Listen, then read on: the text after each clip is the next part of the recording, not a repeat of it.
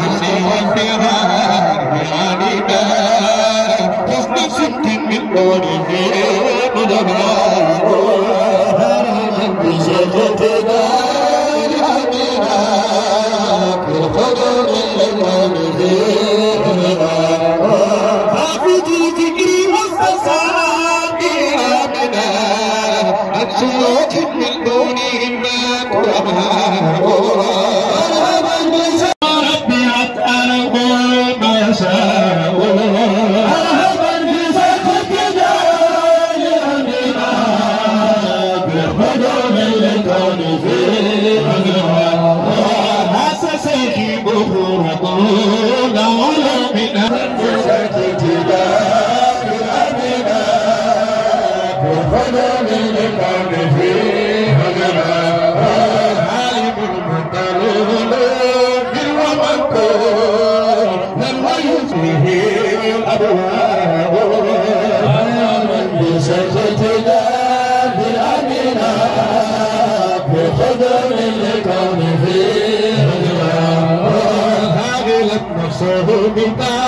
هادي مولاه ناسدا في العبادة أباء ابتدى بأمنا بالخدم لكونه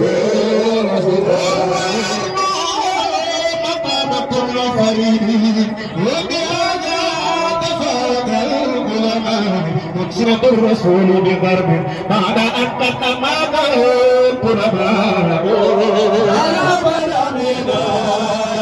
بالخدم لكان فيه ودعا والد الإمام لسيدنا بعد نصر لما أتى الأوباء وحمد بسيدنا الأمينة بالخدم لكان فيه عندما الغير سيدي ثم ماتوا ليس مرأة ومرأة ما غيره أمام الجلال مرحبا بشيخ تجاه الأمينة بالقدر اللي كان فيه وقصى سيكون في سحارة سنينة مقبلا للإله لا طلبا مرحبا بشيخ تجاه الأمينة بالقدر اللي كان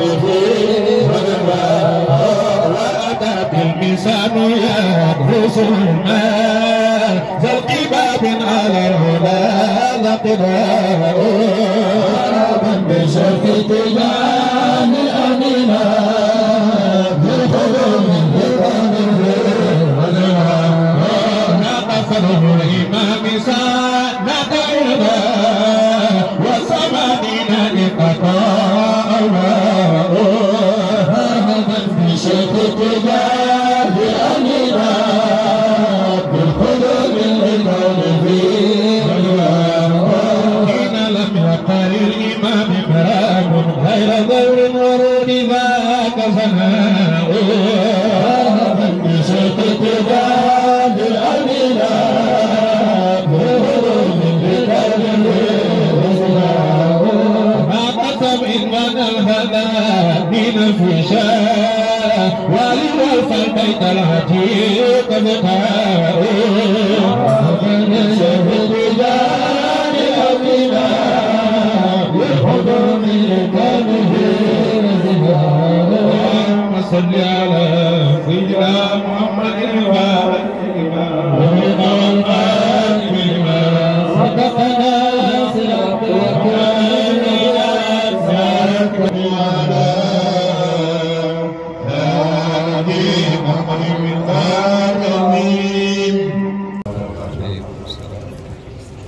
sant yàlla bu baax ñu ngi sant ci sallallahu alayhi wa sallam ñu ndokkeel suñu bopp yi ñu ngi leen ndokkeel si wërsëg bi yaatu bi nga xam ne yàlla defal nañ ko tey mooy si Mawlana suñu radiyallahu taala ñëw fekkee suñu wasifa ak suñu xadrasuma dogoog moom dëgg dañu sant yàlla rek ñu xool ci moom ndax ñu koy wax bismillah damay jox président jamaa bi léegi mu ngi diwaan dalal ko si këram avant ñu koy dalal si kër gi sax ak si kër yi dalal nañ ko suñu xol bu baax incha allah après daañu jox ay kilifa yi nga xam ne dégg nañu làkk bu dégg bi moom ñu dalal ko itam daañu jox ku mel na Oustaz Aliou Cissé ak Oustaz Ouma ñu daal après ku bëgg jël kàddu nga jël kàddu ñu delloo ko kàddu bi moom mu wax mu ñaanal nit ñi lii moom mooy programme bi. docteur Anne boo nee ba pare nag da nga koy yeggi parce que mu dëkk la bu sori bismillah. alhamdulilah rabbil alamin الحمد لله رب العالمين والصلاة والسلام على رسول الله صلى الله عليه وسلم. الحمد لله والسلام على عباد الذين اصطفى.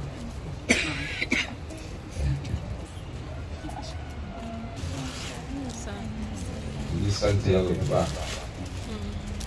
ñu ngi sant Mawlana Cheikh Ibrahima radiyallahu taala anhu nga xam ne moom moo xam Cheikh Tidiane moo tax mu wëy mu dalal sëpp fu ñu ko mën a dale ñu ngi wéy ci suñu sëriñ nga xam ne mooy suñu Cheikh Ibrahima Cheikh Ahmad Ndiaye radiyallahu anhu ki nga xam ne dafa baax ku baax moom du yemalee lu baax ci boppam lii mënoon na recevoir Chérif mu def lu mu war a def ci moom yem foofu waaye bëggul yemale ci boppam lu baax moo tax mu woote taalibe yëpp nañu ñëw barkeelu ci weer bi ci bis bi ak ci heure bi donc Thierno ñu ngi lay ndokki ci ñu ngi lay ñaanal ñu ngi lay remercier Chérifatou on vous souhaite la bienvenue au nom de notre chef et au nom de toute sa Jama internationale pas seulement Dakar ça c'est une infime partie tuuti Jama bi Sénégal yëpp war na ko Afrique alhamdulilah demal ba ci Europe ak États-Unis c'est une Jama internationale.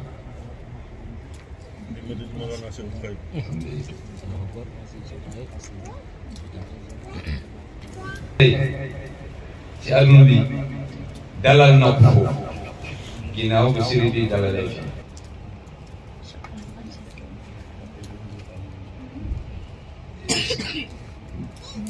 ñu ngi kontaan di dégg di recevoir surtout Cheikh Tidiane si rajo ñun xam nañ Cheikh Tidiane amul lu ci ndaw jigéen wala góor bu demee ba Cheikh Omar Fouti nee na man xaj sax bu ñu éduqué ci kër Cheikh Tidiane nekk na sëriñam waxatuma nan la leen donc sëriñ xam nañu yow yaay kan ñu ngi lay teral si sa place si sa maqaam ñoo ngi ci sa soppe ñoo ngi ci sa taalibe marhaban marhaban marhaban allahumma salli ala sayyidina Thierno Chérifatou je la connais avant aujourd'hui c'est une personne elle m'a reçu chez elle là c'était moi je suis votre ambassadeur comme les autres talibans là à la clinique où je suis votre ambassadeur je l'ai reçu là-bas Chérifatou tout ce que tu avais là-bas de bien waxuma pour bëgg ci kii la xeer boo ko sànnee bul gis muy daal mais xool fu mu jógee boo jëlee kaas ndox nga def ci ndox day jël forme kaas bi jël couleur ndox kaas bi donc kii mooy suñu sëriñ lépp loo gis ci baax ci ñun foofu ci kii la ñu ngi sant yàlla nañ ci loolu allahumma salli ala alhamdulillahi hamdan jaami'a turara للكون من فرق وجمع ومفرده حمدا لمن أرسل المحمود سيدنا صل عليه وآل البيت تابعه حمدا لمن قصص التيجان سيقنا حمدا لمن نبرز القطب بوجدانه حمدا لمن أبلغ الفيل لصاحبه إسلام أمر الدين نفعه حمدا وحمدا بفضل الحمد فوق المعالم بالعرفان والأدب الحمد لله نحمدكم أولا ونسلمكم نبلغ لكم تحية الشيخ ونبلغ نحن تحيتنا الخاصة لشيخنا وحبيبنا مولانا الشيخ محمد يبلغه إلى مولانا وحبيبنا الكبير الخليفة الله الأعظم الذي يعني نعتمد منه ومولانا الشيخ وله الخير وهو أيضا لا شك بأنه يبلغ سلامك إن شاء الله. هذا ما نريد أن نقول لكم كتحية ونقول لكم أنتم هذا دكتوران قد أتيتم في بيتك، قد أتيت في بيتك، ليس لنا مكانا لا نعطيك إياه، إن أعطيناك كل شيء، أنت مكانك فوق رؤوسنا إن شاء الله. أتيت في بيتك وأتيت لزيارة الشيخ ونحن أيضا عرفنا قيمة الشرفاء بما جاء من القرآن الأدلة والحديث والأحاديث، رأينا بالقرآن الله سبحانه وتعالى يكرمكم ويعني مقاماتكم ويأمرنا بأن نرفع مقاماتكم ونكرمكم أيضا. وقال سبحانه وتعالى إنما يريد الله ليذهب عنكم رجس أهل البيت ويطهركم تطهيرا. إذن فقد عرفنا ذلك لأننا رأيناه بالقرآن والأحاديث عديدة جاءت لتكريمكم وأيضا ليجلكم ويأمرنا أيضا بأن نجلكم كما قال الرسول صلى الله عليه وسلم. الرسول صلى الله عليه وسلم قال في الحديث الذي قد رواه الترمذي روى حديثا من الرسول صلى الله عليه وسلم، والرسول صلى الله عليه وسلم كان يقول في داخل الحديث أحب الله لما يقربكم، أحب الله لما يقربكم من النعمة، ثم أحبوني لحب الله، ثم أحب أهل بيتي لحبي. إذن فيجب علينا أن نحبكم ويجب علينا أن نتبع قول الرسول صلى الله عليه وسلم. وقد عرفنا أيضا بما جاء فيه الرسول صلى الله عليه وسلم بقوله للحسين والحسن فقال هذان ابنتي اللهم أحبهما فأحبهما، يعني أحبهما وأحب من أحبهما. إذا فقد عرفنا هذا وقد رأينا كل شيء، لأن ذلك أيضا يرفع صوتكم ويخبرنا بأن قيمتكم هو أن يعني نرجعكم إلى مقامة الرسول صلى الله عليه وسلم. لأن من قال إذا رأيت الرسول صلى الله عليه وسلم سوف أكرمه، ورأيت حفيد الرسول صلى الله عليه وسلم ولم تكرمه حتى إذا قام الرسول صلى الله عليه وسلم أمامك لم تكرمه، لأن الإكرام بداية من الأقل إلى الأكبر، لا يبدأ من الأكبر إلى الأصغر، بل إنما ما فيه صغيرة وما فيه كبيرة. أهل بيت الرسول صلى الله عليه وسلم جميعهم كبار ونحن عرفناهم. إذن وأيضا قال الرسول صلى الله عليه وسلم أذكركم الله قاله ثلاث مرات أذكركم الله في أهل بيتي، أذكركم الله في أهل بيتي، يعني من يكرمني فقد أكرم الله، لأنه قال يعني كل من يريد الله فسوف يتبعني، يعني من أطاعني فقد أطاع الله. إذا كنتم تحبون الله فاتبعوني يحببكم الله. نحن ما رأينا الرسول صلى الله عليه وسلم مباشرة، لكن وجدنا أثره في الطريق، وجدنا أثره في الطريق. وأيضا قد قصصنا الله بكرامات يعني في هذه الأيام الأخيرة، أيام عتق من النار، فأتاني الشريفة ببيتنا ليعتقنا من النار، لتعتقنا من النار. هذا السرف فوق السرف فوق السرف فوق السرف. إذا فلا بد أن نذكركن في هذا الأمر، يعني في هذه المجهودات، وأيضا نعنيكم جيدا، وأيضا نعتذركم فيما أبعدناكم من يعني تنقلات من أماكنكم إلى هنا. هذا صعب، لو نستطيع أن نأتي إليكم ولم تأتوا إلينا فقط كفانا لنراكم. أين إذا أتينا أو أتيتم فتصرفا فشرفا فوق الشرف، لكن إن جلستم ببيتكم وتقولون لا شك بأنني عرفت شيخي واحترام الذي يحترمونكم به وما كان يتحدث معنا عندما أخبرتموه بأنكم ستأتون بزيارتنا كان يتحدث معنا دائما أن السيف ستأتي فلو كل جهد لأن تكرموه وتشرفوه. نحن عرفنا بأن حتى إذا جلست ببيتك فسيأمرنا الشيخ بأن نأتي لزيارتكم لا شك. أنا أتكلم بلساني وبمدده فقط، ما كلمت بلساني وما كلمت بفمي وما كلمت بأي شيء، بل إنما قال لي قل فقل، وإن قال لي كن اسكت فاسكت.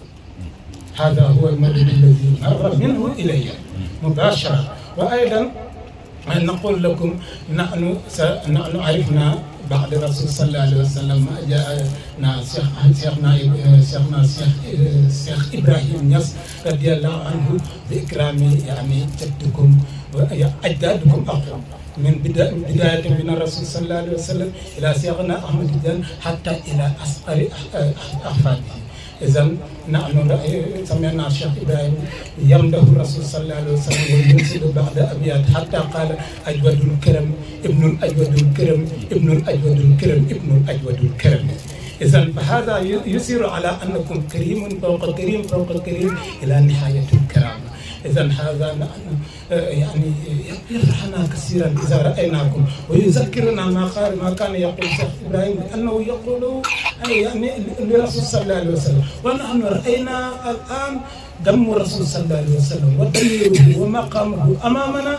إذا فلا بد أن نحترمه، فلا بد أن نحترم هذا الضمير الذي أمامنا. ولا شك بأن سر الرسول صلى الله عليه وسلم معكم، لأن المرء معروف عند ظهوره، معروف عند ظهوره. إذا ظهرت فقط يفهم الناس بعض الكلمات التي لا تنطقه اللسان، لا ينطقه اللسان. إذا فقد رأينا ذلك منكم والحمد لله. وأيضا قد مدى الشيخ إبراهيم بجدكم شيخنا أحمد تيجان حتى قال حتى ولو فنيت أيامي وأوقاتي وكل ساعة في مدحكم لا أقبل غايتكم. لذلك قال يعني أتيل المدح أو أقصر فدرك الوصف لا أقدر ولا مقصار عقل البر ولو أبنيت أزماني.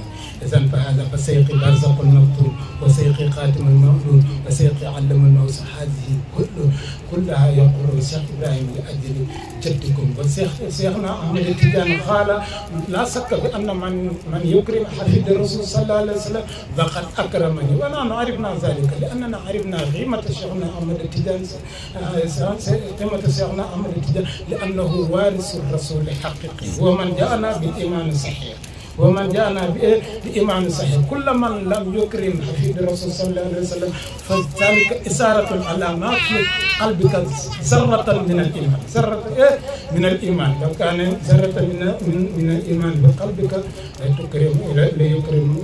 ليكرم يعني أوفده الرسول صلى الله عليه وسلم وأحفاده وكل من يحب الرسول صلى الله عليه وسلم، ليس أحفاده فقط ولكن من يحب الرسول صلى الله عليه وسلم فالجميع يجب عليه أن يحبه لأنه قد قام بمقامة الرسول صلى الله عليه وسلم. هذا ليس كلامي بل إنما كلام الشيخ قال أن أفسر لكم. قال في حقكم عند وصولكم قال نحن نحبكم ضمن قلوبنا قبل أن نرحبكم بداخل البيت. البيت بيتكم ليس بيت لأحد بل إنما بيتكم. هذا ما أريد أن أطلقه يعني أقصر ونقول لكم مرحبا ثم مرحبا ثم مرحبا أهلا وسهلا أدامكم. ونذكر مولانا شيخ الخير من بعد مولانا شيخ إبراهيم مولانا شيخ أحمد تيجان سرا المدني الذي بهم. السلام عليكم ورحمة الله تعالى وبركاته. الحمد لله والصلاة والسلام على أخيك ورحمة الله تعالى وبركاته. نهنئك يا سادتنا سيدتنا عيسى رجاء نحمد الله تبارك وتعالى ونشكره بحضورك. لا شك أن حضورك حضور مولانا شيخ تيجان رضي الله عنه. لا شك أننا نحن وأنت نسكن في الجنة. قال مولانا رسول الله صلى الله عليه وسلم المرء مع من حب. نحن من أحبابك لأننا من أحباب مولانا رسول الله صلى الله عليه وسلم أننا نحب مولانا رسول الله صلى الله عليه وسلم غاية المحبة ونحب مولانا الشيخ تجاني جدك غاية المحبة كل من هنا من أحباب مولانا صلى الله عليه وسلم نحن من أحباب مولانا الشيخ تجاني نحمد الله تبارك وتعالى ونشكرك لهذا نحمد الله تبارك وتعالى بقدرك ونزورك في باب جدك مولانا الشيخ تجاني رضي الله عنه نحن مولانا الشيخ إبراهيم لأن الشيخ إبراهيم رضي الله عنه ومن أكابر الخلفاء مولانا الشيخ تجاني جدك رضي الله عنه قال مولانا الشيخ إبراهيم رضي الله عنه مرحبا بالشيخ التجاني أمينا بكل من كوني فيه صفاء الشيخ إبراهيم رضي الله عنه جميع حياتي نفى حياته كلا في أمداه الشيخ التجاني رضي الله عنه ومحبته رضي الله عنه ñi sant yàlla ci teewaayu suñu sang bi nga ñëw na fekk suñu ci ngoonu àjjuma gi nga xam ne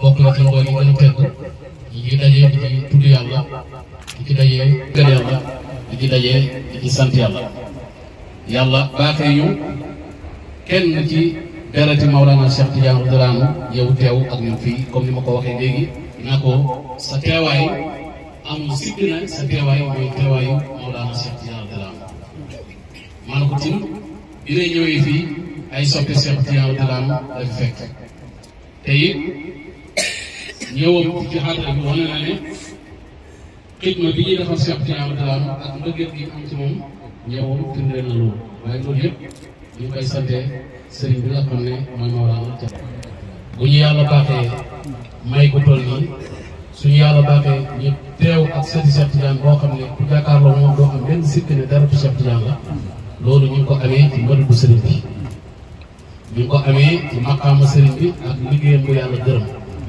ndax ñëwul fii ci ak ci fan yi nga xam ne ci lañ nekk ndax mu fi asral aqir min ramadan ayaa waxet ko ñu ne na kama qaala Seydi Abdourahmane ñi ci fan yu mujj weeru koor yi nga xam ne mooy fan yi nga xam ne ci la di goreel jaam ci safara mooy garaas bi gën a mag bi yàlla di def di ci goreel ay jaam di leen yóbbu aljana gannaaw boo xam ne génn nañ ci asra al ula mooy fukki fan yi njëkk yi nga xam ne Yonent bi sallallahu alayhi wa sallam wax ne awwalu wa rahmatun wa aaxiru wa maghfira wa awsatu maghfira wa aaxiru itqun mina naar nahnu alhamdulillahi tabaraka wa taala nahnu fi ayaamil axiir min ramadan ayaamil itqin mina naar yàlla baaxee nga fii du Mawlana Cheikh Tidiane ñëw teew ak ñun ci loolu xewal boobu ñun dootu nañ sax ci sant ñii sant yàlla bu baax boo xamal ne Chérif Seyda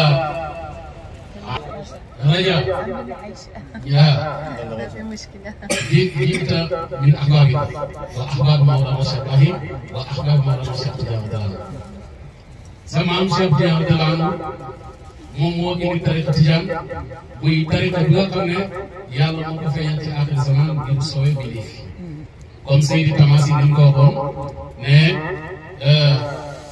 nit ñi yëpp seen dund neex na dégg nga illaa man rasaku mahabbatu Mawlana Cheikh Seydi Ahmad Tijaan radiyallahu anhu ñëpp seen dund neex na moom des ñi nga xam ne yàlla wërsëgal na ñu bëgg Cheikh Tijaan radiyallahu anhu qaala Mawlana Cheikh Tijaan radiyallahu anhu جده مولانا رسول الله صلى الله عليه وسلم تلامذتك تلامذتي واحبابك احبابي وفقراءك وفقرائي واصحابك اصحابي say tilmis ñooy samay tilmis say élèves ñooy samay élèves say fuqaraaw mooy samay fuqaraaw Cheikh Tidiane mooy ñi nga xam ne fanaaw nañ ci yàlla ba deseetuñ dara dul yàlla yéen na ko say asxaab ñooy samay asxaab say àndandoo ñooy samay àndandoo أصحاب الشيخ تجان هم كبراء طريقة تجان الذين عملوا أسرار الشيخ تجان رضي الله عنه ومقامه كبراء طريقة بموي ñoo yaru mbootu Cheikh Tidiane ñoom ñoo doon maqaamam bi لا شك أن الشيخ إبراهيم هو من أكابر خلفاء مولانا الشيخ سيدي أحمد تجان رضي الله عنه لا شك أنه من أسرار مولانا الشيخ سيدي أحمد تجان رضي الله عنه لا شك أنه هو سائل فيض التجاني كما قال مولانا الشيخ تجان في إفادة الأحمدية تأتي فيضة على يد أصحابي والناس في طريقة يدخلون في طريقتنا أفواجا أفواجا. ñi ngi sant yàlla bu baax bi nga xamee ne yàlla boole nañu ci soppee Mawlana Cheikh Seydi Ahmad Tidiane radiyallahu anhu bàyyi wax ne Cheikh Tidiane radiyallahu anhu man hubbuhu fathu qalbi murid xayru maa yukfihi jaan mu ne képp ku bëgg Cheikh Tidiane bàyyi mu ne yàlla dina ubbi sa xol ndax Cheikh Tidiane moom mooy aynu wilaaya képp ku bëgg am wilaaya. Cheikh Tidiane moom radiyallahu anhu nga bàyyi tàgg ci jaam yoo ne قبح الله أناسا قرأوا غير أسرار قال شيخ إبراهيم لمولانا Cheikh Tidiane radiyallahu anhu قبح الله أناسا قرأوا غير أسرار parce que ñeen na nit ñoo xam ne gis nañ la yow Cheikh Tidiane nga nekk ñaar Cheikh Tidiane radiyallahu anhu laysa lahu saani fi hadha al-kawn amul ñaareel ci kaw bi ñu nekk huwa aynul wilaayati kama qaala mawlaana Cheikh Ibrahim amiya hadha shay'u aynul wilaayati dafa jar min bari lu bëgg safiya Cheikh Ibrahim qaala Cheikh Tidiane radiyallahu anhu laysa waliyyun walakin huwa aynul wilaaya Cheikh Tidiane du wali waaye moom mooy jëmu wilaaya ci boppam waqad qussa bahr al-ghaybi fi bahri sirri qaala Cheikh Ibrahim bi jëddiki Mawlana Cheikh Tidiane daan fi xaqi fi maqaamihi asara fi baari maqaami jëddiki Mawlana Cheikh Tidiane radiyallahu anhu waqad qussa bahr al-ghaybi ولم أقوال ولا متوالية إلا أن رأيت أحمد لا شك أن Cheikh Tidiane هو مولانا رسول الله صلى الله عليه وسلم Cheikh Tidiane هو من أكابر خلفاء مولانا رسول الله صلى الله عليه وسلم قال Cheikh Ibrahim وقد قص بار الغيب في بار سره ولم أقوال ولا متوالية إلا أن رأيت قطب أحمد وقصر وجود الكون سائر الآية حقيقة سر الكون سائر المكون حقيقة سر الكون سائر المكون وقاتل الأفراد Cheikh Tidiane radiyallahu anhu هو خاتمة الأفراد الذين مقامهم يفرضون في حضرة الله Cheikh Tidiane هو خاتمة الأفراد قال Cheikh Ibrahim هو خاتم الأفراد مولانا Cheikh Tidiane radiyallahu anhu bàyyi na moom mooy xaatimul afraad dégg nga fardal musawiya moom mooy fardu bi nga xam ne afraad yëpp ñi ngi daje ci moom Mawlana Cheikh Tidiane radiyallahu anhu kon sayyidatu raja nahmadullahi tabaraka wa taala wa nasruhu bi hudurika aydan ñi ngi sant yàlla bu baax ci sa teewaay la shakka ana huduruka huduru Mawlana Cheikh Seydi Ahmad Tidiane radiyallahu anhu amul sikk na sa teewaay mooy teewaay Mawlana Cheikh Tidiane radiyallahu anhu dégg nga ñi ngi sant yàlla bu baax ci jataay bi di ñaanal sëriñ bi beneen yoon Mawlana Cheikh Ahmad Ndiaye yàlla yàggal ko fi te may ko wér occasion bi bu ñu ko amee moom moo ñu ko may moo ñu may ñi teew ak dara ci Mawlana Cheikh Tidiane radiyallahu anhu moo ñu may ñi teew ak nga xam ne amul sikk ne ci dara tam la bokk loolu saraf hada sarafun lana sarafun azim ñu ngi ciy sant yàlla bu baax bi ñu yàlla jàngee loolu ci barke Mawlana Cheikh Ahmad Ndiaye dama doon barkeel mënoon naa ñàkk a wax ndax li ma bëggoon wax yëpp Seydi Ouma wax na ko ñu ngi sant yàlla bu baax di yemale foofu suñu kàddu. nahmadullah wa naskuru wa nusalli ala rasul sallallahu alayhi wa sallam aw nazidu yani salawatuna ala rasul sallallahu alayhi wa sallam ñaan yàlla jokkoo bu ñu yaakaar bi si yenant bi nadu allaha muwasalatu alladi yani nuriduhu inda rasul sallallahu alayhi wa sallam natamannahu jokk boobu yàlla nay bees saa su nekk an yakuna jadidan fi kulli waqtin di gën sant nag yenant bi wa nazkuru rasul sallallahu alayhi wa sallam xayata sukkur lii yëpp li anna kulla hada gannaaw mbaaxu yàlla baada fadlullahi mbaaxu yenant bi sallallahu alayhi wa sallam kaana yani fadlu rasul sallallahu alayhi wa sallam ñu tëjee nubuwa innahu indama yaxtumu nubuwa saxaaba yi dañ ko laaj sa'alahu ashaabihi léegi yàlla wax na ne tëj nga nubuwa beneen yenant dootul am sa gannaaw yaquluuna lahu annaka xatamta nubuwa wa lam yakun rasulan ba'duka nan la ñuy def walam yaati nabiyan ba'duka kayfa naf'al mu ne leen xarnu bu nekk qaala fi kulli qarnin yàlla dana yebal góoru yàlla bi nga xam ne sayarsilullaha yani rajulan allazi du indi alquran bu bees alquran dootul wàcc laa yaati bi qur'anin jadid du indi itam hadis bu bees laa yaati bi hadisin jadid wante xarnu bu nekk yàlla dana yebal ki nga xam ne mooy indi dégg-dégg yu bees yi alquran ak hadis lakin fi kulli qarnin sayarsilullaha rajulan yaati bi fahmin jadid وأيضا شرعية الجديد يعني يجدد شرعتنا. هذا الضمان من الرسول صلى الله عليه وسلم إلى جميع المسلمين. ومن الذين يعني ينبون الرسول صلى الله عليه وسلم الرجال الكرماء الذين يرثونه في كل قرن. والقرن يعني 100 سنة فقط. بل إنما سيكون أقصر من ذلك أو يكون أكبر من ذلك. الرسول صلى الله عليه وسلم يعيش 63 سنوات أو عام.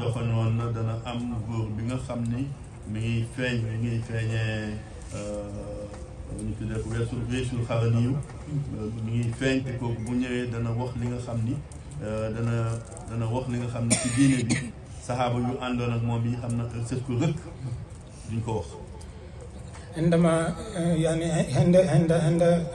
عند رحال الرسول صلى الله عليه وسلم عندما يرحل الرسول صلى الله عليه وسلم أخبر لصحابه بأن سيأتي رجل اسمه أويس القرني ولا يعرف أحد مقامه. daana toog ba yàgg mu ne xetu yàlla mi ngi may xeeñ di jógee boobu Yaman. تارة كان يقول كنت أسم رائحة الله سبحانه وتعالى يأتيني من اليمن. يقوله مرة يعني مرات كثير مرارا وتكرارا. سيدنا عمر حتى سأله سيدنا عمر يا رسول الله فقال له يا رسول الله أنت الرسول. xetu yàlla bi yëpp ñun si yow lañ koy xeeñtoo. رائحة الله نحن نسمع عندك. te jotaay nañu ak yow yoon yu bëri nga yow xetu yàlla mi ngi lay xeeñ Tijaani. الحمد لله نحن إذا لم نكن تلميذ لشيخنا أحمد التيجاني. keneen du mën nekk suñu sëriñ si kaw suuf. لم يستطيع أحد أن يكون سيدا. ñun yàlla nañu teewoo. لأننا يعني نحكم بالله فقط. jàng nañu. درسنا. lépp lu nekk si téere yi. علمنا كل ما في الكتب. góoru yàlla yëpp ñu ngi ko doon mokkal. وكل ما في الكتب كان يحفظه الرجال. wante li nga xam ne mi ngi woon si dënnu rasul sallallahu alayhi wa sallam si seen dënn maam la ko yàlla def. لكن ما كان في صدر الرسول صلى الله عليه وسلم جعله الله في صدوره. loolu nag di melxati si dënnam loolu nañu toppee seen maam. وما يعني يتعلق يعني بما يتعلق بصدورهم بصدور السيوف أخذه من الرسول صلى الله عليه وسلم. moo tax mu ni man rek man maay góor. لذلك قال أنا فقط أنا الرجل. man maay sëriñ. أنا السيد. من لدن آدم إلى نفقة السور يعني تدخل سنة. man maay sëriñ. أنا السيد. man maay waliyu. أنا الولي. man maay kast wilaaya. أنا الذي كتمت الولاية. képp ku naan si sama mbalk laa leen tànqal. كل من سرب فقد أخذ من إنائي وأنا الذي أشربته. ñu ngi sant yàlla bu baax ci loolu. نحمد الله على ذلك. te di ñaan yàlla. ندعو الله. yal nañu dund ñu ngi nekk taalibi Cheikh Tidiane. أن يجعلنا أن نعيش ونحن تلميذا لشيخ. yal nañu Cheikh Tidiane nangul loolu. اللهم يجعل شيخنا أحمد التيجان أن يقبلنا كتلميذ. yàlla bu ñuy génni àdduna yal na yéex nañu nekk taalibi Cheikh Tidiane. عندما رحلنا من الدنيا اللهم يجعلنا أن نرحل مع أننا تلميذا لشيخنا. yal nañu Cheikh Tidiane nangul loolu. اللهم اقبله شيخنا أحمد. yàlla bu ñuy dekki. عند وقت بعثنا. nañu dekki ñu ngi ànd ak Mawlana Cheikh. نبعث ونحن تلميذا لشيخنا أحمد التيجان. loolu ñu ngi koy sant yàlla. نحمد الله على ذلك. te di yaakaar bu ñu yaakaaral itam yàlla dëggal ko ci ñun. فنرجو من الله والله يحقق رجاءنا. yaakaar moom mooy lan. أي رجاء هذا. moom moo ñu wax ni sama gannaaw dana am góor bi nga xam ni bu feeñee àdduna bi yëpp daañu dajloo ci moom. هو الذي كان يقول لنا هناك رجل سيظهر يعني من الحي إذا خرج سيتبعه جميع العالم. ni ñu ko yonent bi joxañee woon. كما أرسلنا الرسول صلى الله عليه وسلم يوجهنا إلى شيخنا أحمد التيجاني. ba feeñu yaqzatan Cheikh Tidiane. حتى ظهر يقظة أجدكم هنا شيخنا أحمد التيجاني. fii nag jar na taxaw. هنا يجب أن نقف. parce que am na ay nit ñu ngi wax ni. لأن هناك بعض الناس يقولون إن قد مات الرسول صلى الله عليه وسلم فانتهى الأمر.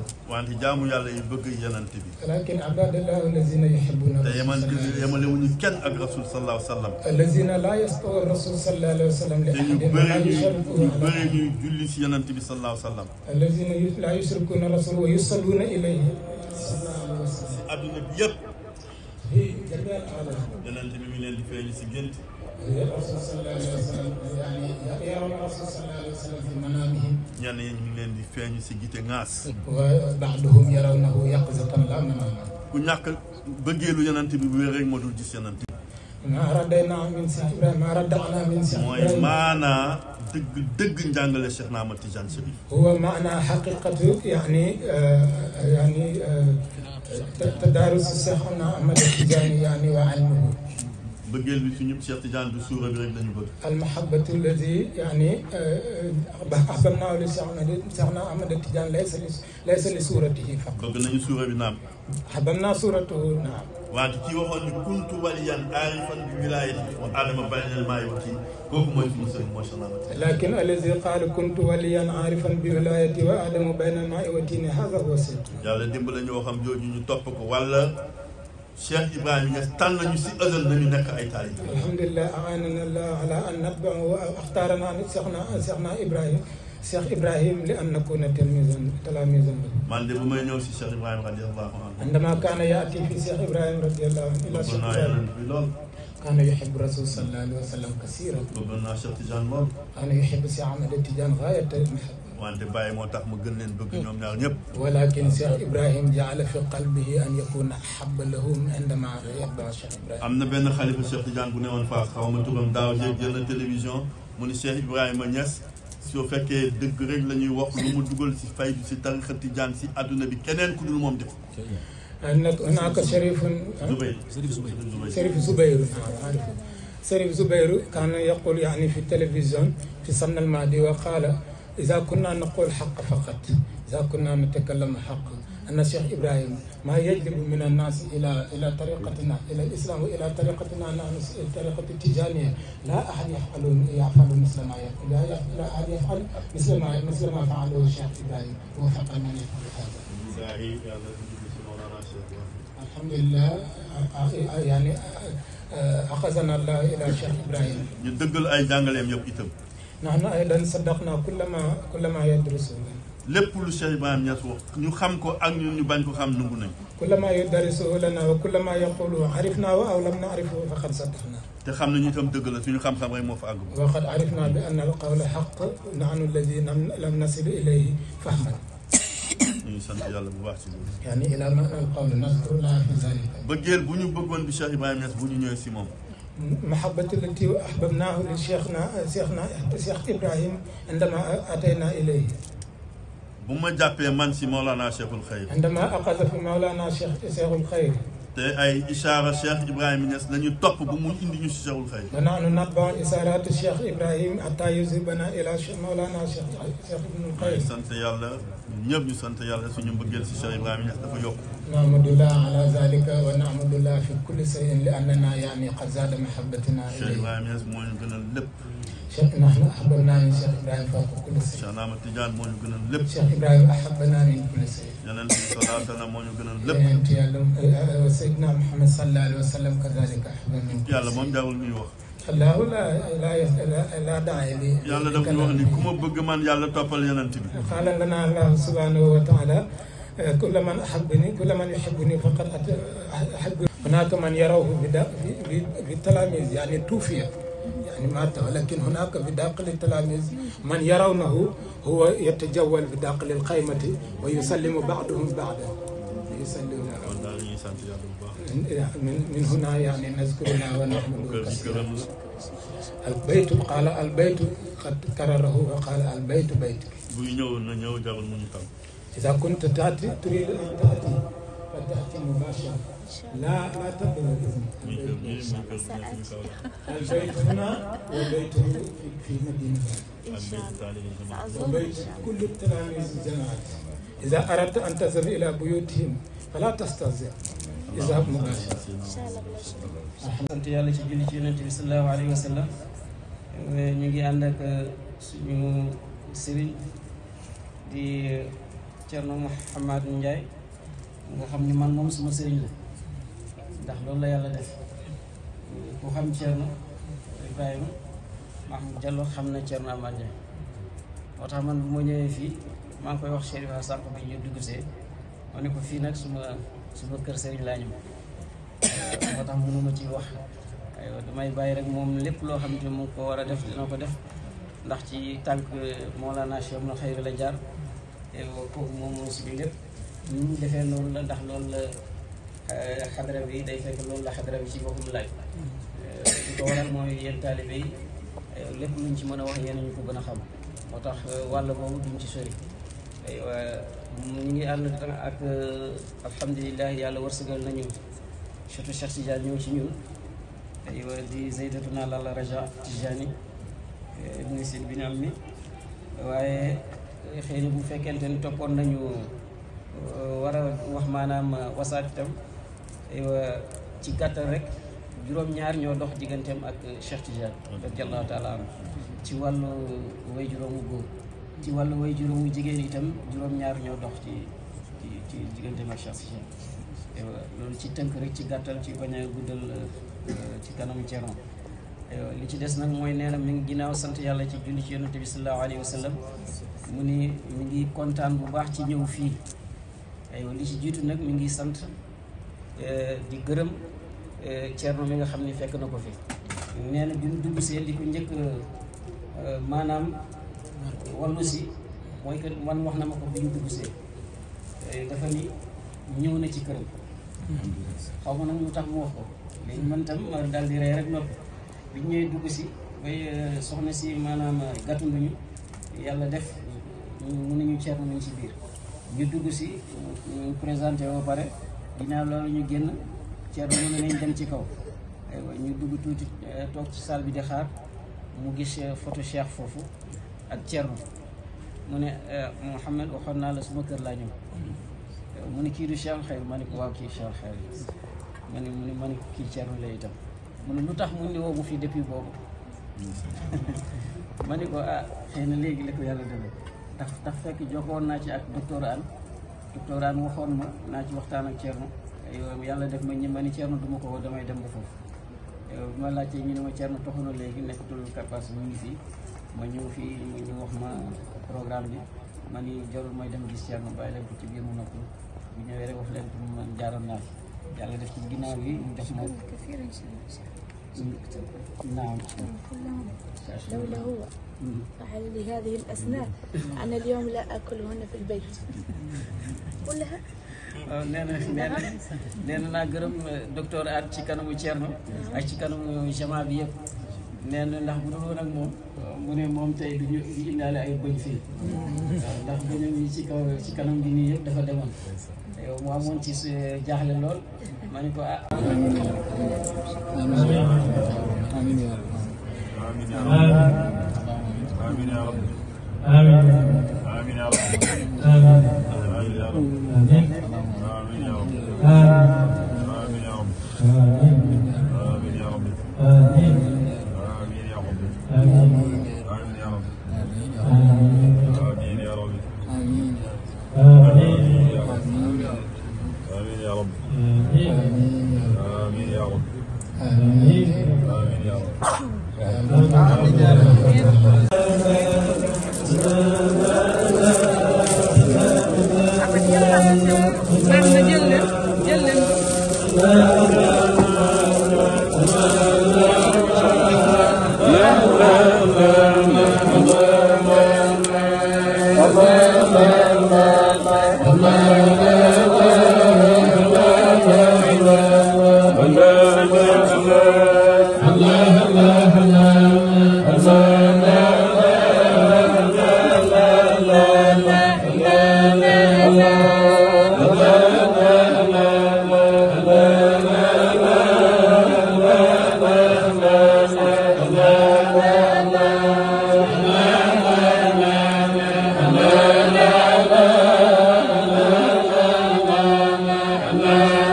Allah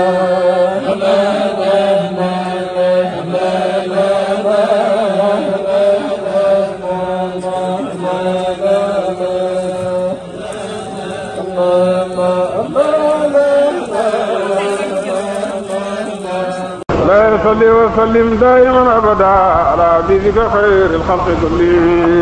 ruuxul adab TV xam ak xamle jàng ak jàngale yeewu yeete ruuxul adab TV mooy dundal xol yi.